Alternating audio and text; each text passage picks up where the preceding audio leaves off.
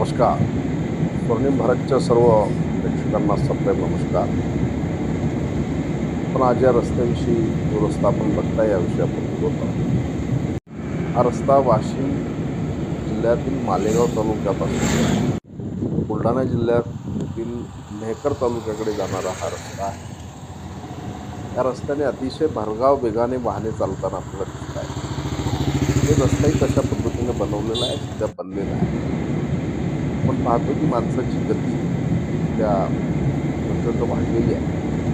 आधुनिक तंत्रज्ञानामुळे वाहनं हे फार गतीने चालवण्यास योग्य तयार केलेले आहे. रस्ते सुद्धा त्या पद्धतीने बनलेले आहेत.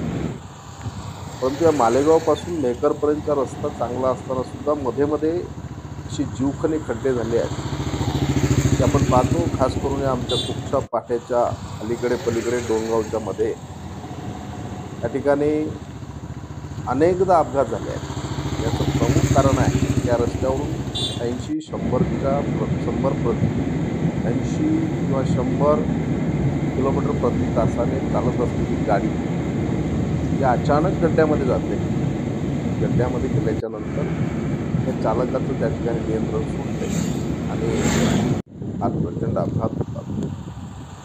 या खड्ड्यांकडे या पाहताना एक असं लक्षात येते की या अशा पद्धतीने या राज्यामध्ये एखादा विभाग कार्यरत आहे किंवा नाही.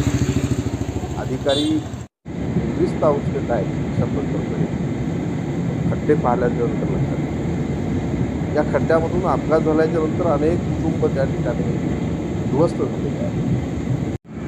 खड्डे भरण्यासाठी फार किरकोळ प्रकारचं त्या ठिकाणी फार अतिशय कमी खर्चाची बाब त्या ठिकाणी आहे आणि तो खर्च करून त्या ठिकाणी जर खड्डे बुजले तर येणारे अपघात टळतील आणि या रस्त्यावरून या खड्ड्यांमुळे झालेल्या अपघातामुळे जे कुटुंब उद्ध्वस्त झाले त्या कुटुंबाच्या आयुष्यामध्ये ज्या जखमा झालेल्या आहेत त्या कधीही शासन प्रशासनाकडून करून देणाऱ्या नाही. म्हणून आजच आपण पाहतो नव्याने देवेंद्र फडणवीस यांनी नव्याने मुख्यमंत्री म्हणून त्या ठिकाणी घेतली आहे.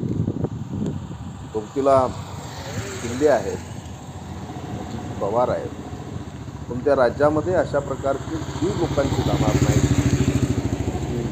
व्यवस्था या ठिकाणी केली पाहिजे. किमान खड्डे भरण्यापुरते तरी एक निधी या प्रत्येक जिल्ह्याला उपलब्ध असला पाहिजे आणि अधिकारी जे निधीस्त आहे त्या अधिकाऱ्यावर नियंत्रण असलं पाहिजे. एवढी माफक अपेक्षा या नवीन सरकारकडून आपण घेऊया आणि अशी जे चांगले आणि सुंदर रस्ते आहेत, या रस्त्यावर पडलेले खड्डे आहेत, या रस्त्याची कधीतरी कोणीतरी निरीक्षण केलं पाहिजे. जबाबदार यंत्रणा त्या ठिकाणी उभी केली पाहिजे आणि ती जर राज्यात यंत्रणा आधीच असेल तर या यंत्रणेला कार्यान्वित केलं पाहिजे. ही माफक सर्व सामान्य माणसाची अपेक्षा आहे.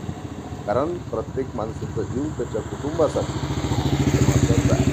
म्हणून प्रवास आयुष्याचा प्रवास सुखाचा होत असताना या रस्त्यावरील हे जे खड्डे आहेत की जे अचानक मध्ये मध्ये दिसत आहेत हे कुठेतरी भरले पाहिजे.